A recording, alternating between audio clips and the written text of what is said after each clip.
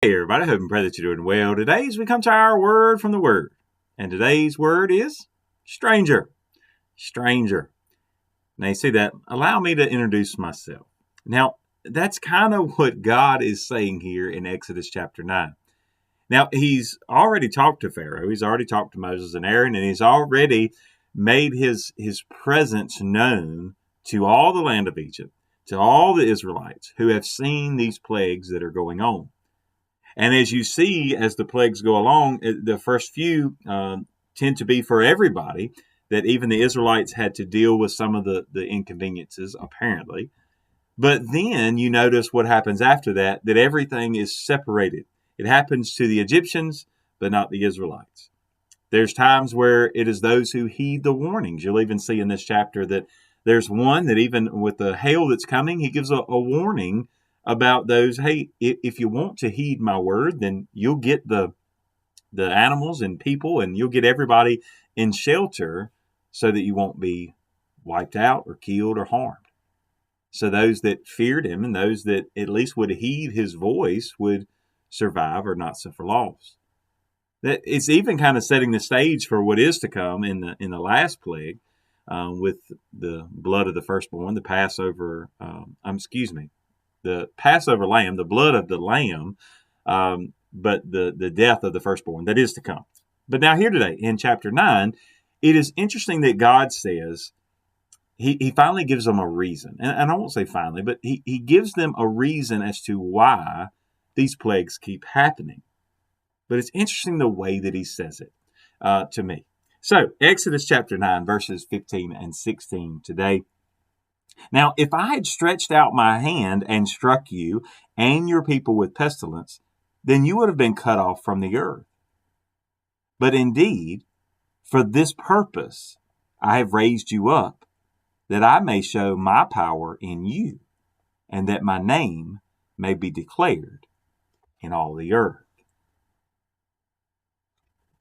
He is basically saying this: Egypt, Pharaoh, don't you realize I could have wiped you out at any time that I felt like it? And it's not that God just sits there and says, well, let's just take care of this one today, that one tomorrow, whatever.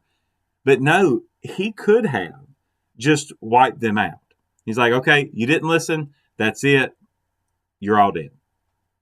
With a less than a snap of a finger, he could take care of it. Remember yesterday talking about the small things, the finger of God. Now, if God could have done that, the Israelites would be asking, and oftentimes we ask the same things. Well, God, why don't you? Why don't you just take out the enemies? Why when you were answering the cry of the Israelites for help, why not just obliterate the enemy? So this gives us great insight.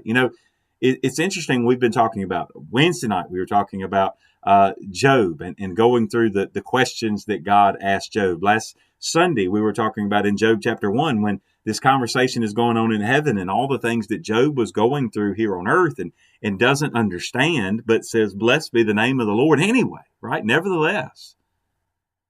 So if you take all of that and you kind of put it with this background as well, that God says, well, I could have wiped you out, but I didn't.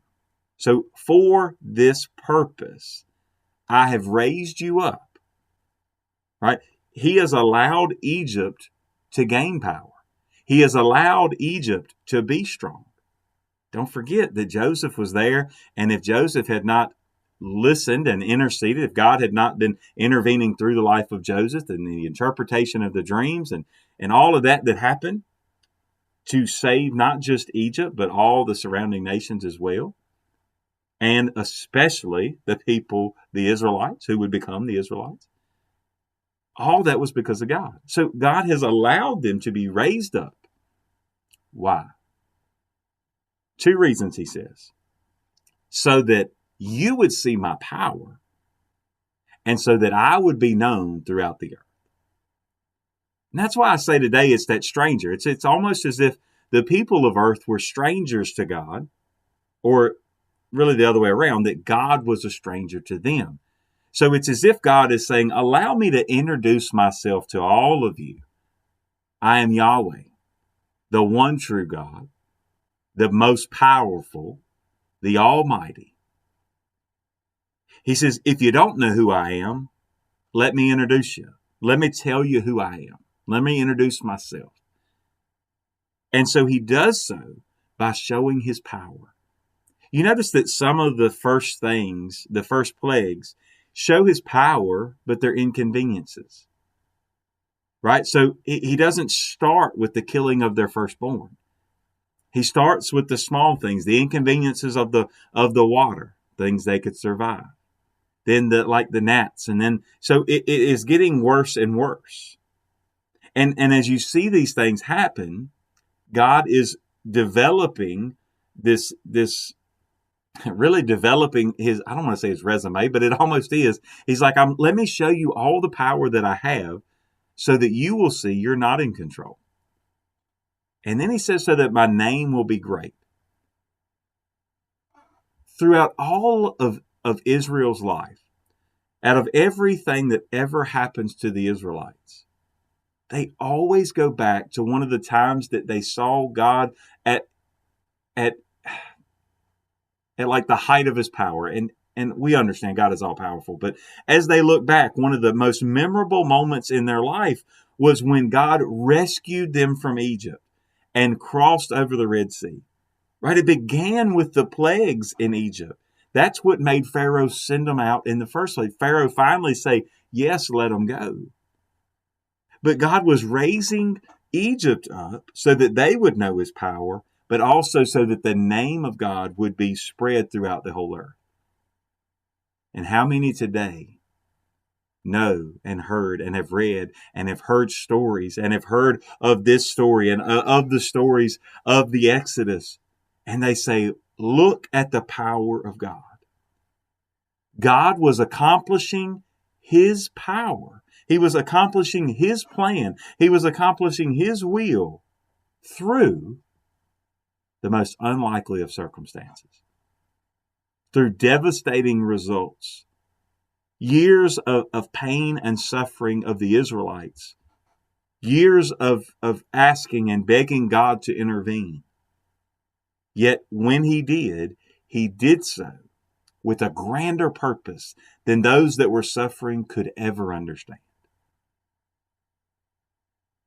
And I think today, when we separate ourselves that far from God, we become, or really the other way around again, God is like a stranger to us. When we don't recognize his power, when we don't recognize that his name is great. And he over and over again, and especially through the greatest thing that we would look at, if the Israelites look back to the Red Sea, then the Christian looks back to the cross. And it says, look at the greatest gift. As God says, let me reintroduce myself to you today. And he gives us Jesus. And yet, when we don't want to believe in his power, when we don't want to listen to his word, when we don't want to agree with his plan, we're essentially saying that we would rather God be a stranger to us than we would to know him personally. And it's my prayer today that he would be a stranger to you no longer, that you would open your eyes, your ears, and your heart to be reintroduced to God. God bless you, and I pray you have a great, great day.